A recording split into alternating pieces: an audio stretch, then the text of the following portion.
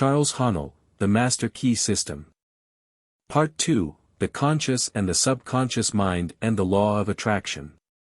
Introduction to Part 2. Our difficulties are largely due to confused ideas and ignorance of our true interests. The great task is to discover the laws of nature to which we are to adjust ourselves. Clear thinking and moral insight are, therefore, of incalculable value. All processes, even those of thought, rest on solid foundations. The keener the sensibilities, the more acute the judgment, the more delicate the taste, the more refined the moral feelings, the more subtle the intelligence, the loftier the aspiration, the purer and more intense are the gratifications which existence yields. Hence, it is that the study of the best that has been thought in the world gives supreme pleasure. The powers, uses, and possibilities of the mind under the new interpretations are incomparably more wonderful than the most extravagant accomplishment, or even dreams of material progress. Thought is energy. Active thought is active energy, concentrated thought is concentrated energy. Thought concentrated on a definite purpose becomes power. This is the power which is being used by those who do not believe in the virtue of poverty, or the beauty of self-denial. They perceive that this is the talk of weaklings. The ability to receive and manifest this power depends upon the ability to recognize the infinite energy ever dwelling in man, constantly creating and recreating his body and mind, and ready at any moment to manifest through him in any needful manner. In exact proportion to the recognition of this truth will be the manifestation in the outer life of the individual. Week 2 explains the method by which this is accomplished. Part 2. The operations of the mind are produced by two parallel modes of activity, the one conscious and the other subconscious. Professor Davidson says, "He who thinks to illuminate the whole range of mental action by the light of his own consciousness is not unlike one who should go about to illuminate the universe with a rushlight." The subconscious, logical processes are carried on with a certainty and regularity which would be impossible if there existed the possibility of error. Our mind is so designed that it prepares for us the most important foundations of cognition, whilst we have not the slightest apprehension of the modus operandi. The subconscious soul, like a benevolent stranger, works and makes provision for our benefit, pouring only the mature fruit into our lap. Thus ultimate analysis of thought processes shows that the subconscious is the theater of the most important mental phenomena. It is through the subconscious that Shakespeare must have perceived, without effort, great truths which are hidden from the conscious mind of the student, that Phidias fashioned marble and bronze, that Raphael painted Madonnas, and Beethoven composed symphonies.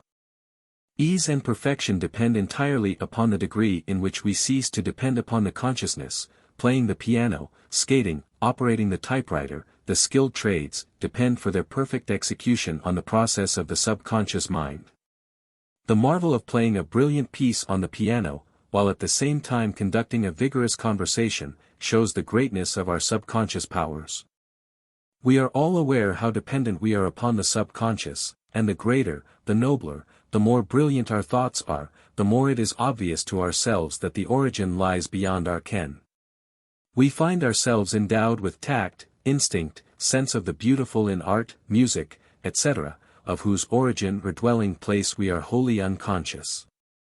The value of the subconscious is enormous. It inspires us, it warns us, it furnishes us with names, facts, and scenes from the storehouse of memory. It directs our thoughts, tastes, and accomplishes tasks so intricate that no conscious mind, even if it had the power, has the capacity. We can walk at will, we can raise the arm whenever we choose to do so, we can give our attention through eye or ear to any subject at pleasure. On the other hand, we cannot stop our heartbeats nor the circulation of the blood, nor the growth of stature, nor the formation of nerve and muscle tissue, nor the building of the bones, nor many other important vital processes. If we compare these two sets of action, the one decreed by the will of the moment, and the other proceeding in majestic, rhythmic course, subject to no vacillation, but constant at every moment, we stand in awe of the latter, and ask to have the mystery explained. We see at once that these are the vital processes of our physical life, and we cannot avoid the inference that these all-important functions are designedly withdrawn from the domain of our outward will with its variations and transitions, and placed under the direction of a permanent and dependable power within us. Of these two powers, the outward and changeable has been termed the conscious mind, or the objective mind, dealing with outward objects. The interior power is called the subconscious mind, or the subjective mind, and besides its work on the mental plane it controls the regular functions which make physical life possible. It is necessary to have a clear understanding of their respective functions on the mental plane, as well as of certain other basic principles. Perceiving and operating through the five physical senses, the conscious mind deals with the impressions and objects of the outward life. It has the faculty of discrimination, carrying with it the responsibility of choice. It has the power of reasoning, whether inductive, deductive, analytical, or syllogistic, and this power may be developed to a high degree. It is the seat of the will with all the energies that flow from there. Not only can it impress other minds, but it can direct the subconscious mind. In this way the conscious mind becomes the responsible ruler and guardian of the subconscious mind. It is this high function which can completely reverse conditions in your life. It is often true that conditions of fear, worry, poverty, disease, inharmony, and evils of all kinds dominate us by reason of false suggestions accepted by the unguarded subconscious mind. All this the trained conscious mind can entirely prevent by its vigilant protective action. It may properly be called the watchman at the gate of the great subconscious domain. One writer has expressed the chief distinction between the two phases of mind thus. Conscious mind is reasoning will. Subconscious mind is instinctive desire, the result of past reasoning will. The subconscious mind draws just and accurate inferences from premises furnished from outside sources. Where the premise is true, the subconscious mind reaches a faultless conclusion, but, where the premise or suggestion is an error, the whole structure falls. The subconscious mind does not engage in the process of proving. It relies upon the conscious mind, the watchman at the gate, to guard it from mistaken impressions. Receiving any suggestions as true, the subconscious mind at once proceeds to act thereon in the whole domain of its tremendous field of work. The conscious mind can suggest either truth or error. If the latter, it is at the cost of wide-reaching peril to the whole being. The conscious mind ought to be on duty during every waking hour. When the watchman is off guard, or when its calm judgment is suspended, under a variety of circumstances, then the subconscious mind is unguarded and left open to suggestion from all sources. During the wild excitement of panic, or during the height of anger, or the impulses of the irresponsible mob, or at any other time of unrestrained passion, the conditions are most dangerous. The subconscious mind is then open to the suggestion of fear, hatred, selfishness, greed, self-depreciation, and other negative forces derived from surrounding persons or circumstances. The result is usually unwholesome in the extreme, with effects that may endure to distress it for a long time. Hence, the great importance of guarding the subconscious mind from false impressions. The subconscious mind perceives by intuition.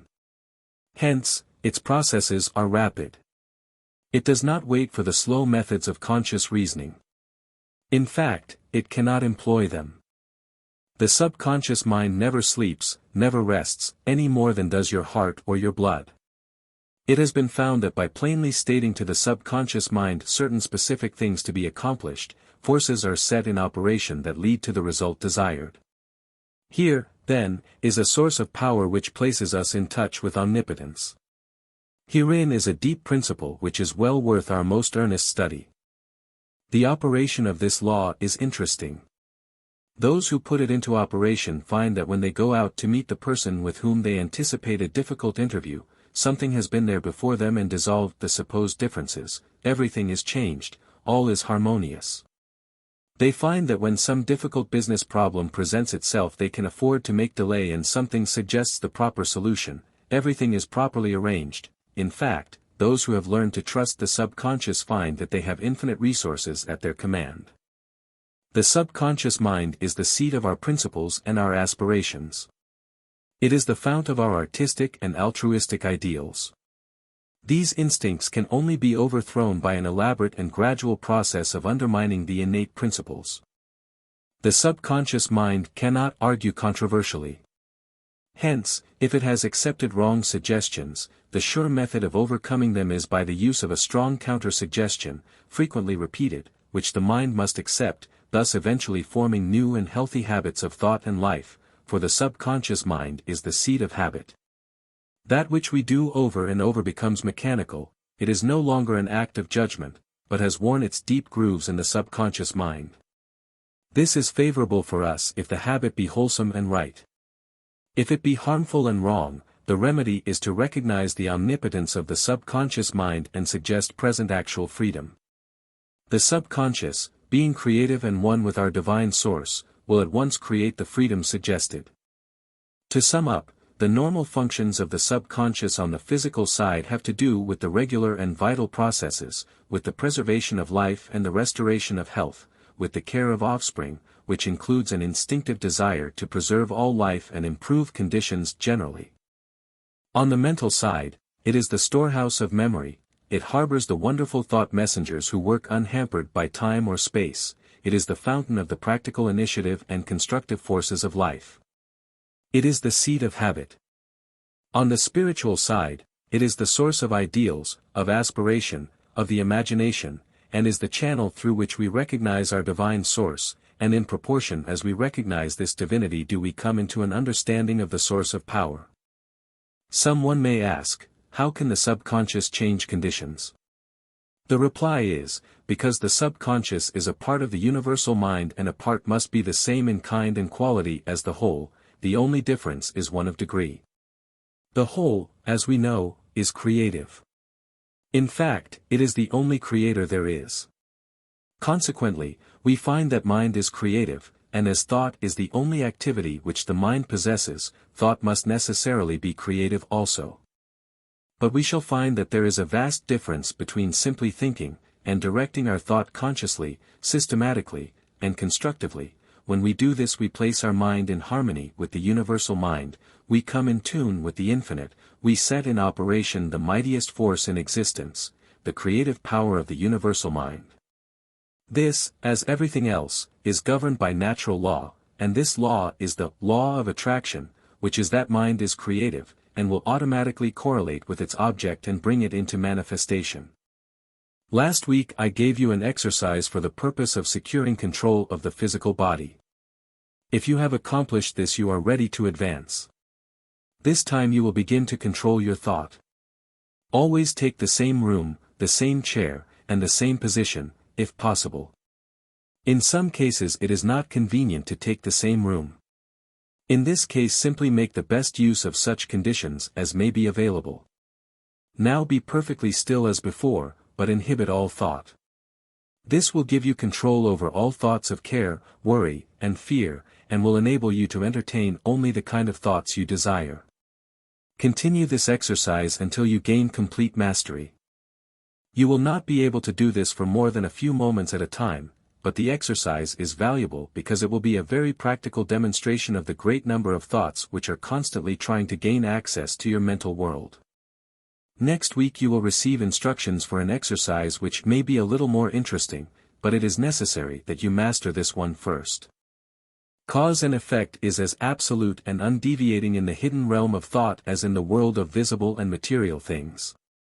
Mind is the master weaver, both of the interior garment of character and the outer garment of circumstance. James Allen. Questions and answers for Week 2. What are the two modes of mental activity? Conscious and subconscious. Upon what do ease and perfection depend? Ease and perfection depend entirely upon the degree in which we cease to depend upon the conscious mind. What is the value of the subconscious? It is enormous, it guides us, it warns us, it controls the vital processes, and it is the seat of memory. What are some of the functions of the conscious mind? It has the faculty of discrimination, it has the power of reasoning, it is the seat of the will and may impress the subconscious. How has the distinction between the conscious and subconscious been expressed? Conscious mind is reasoning will. Subconscious mind is instinctive desire, the result of past reasoning will. What method is necessary in order to impress the subconscious? Mentally state what is wanted. What will be the result? If the desire is in harmony with the forward movement of the great whole, forces will be set in motion which will bring about the result. What is the result of the operation of this law? Our environment reflects conditions corresponding to the predominant mental attitude which we entertain. What name has been given to this law?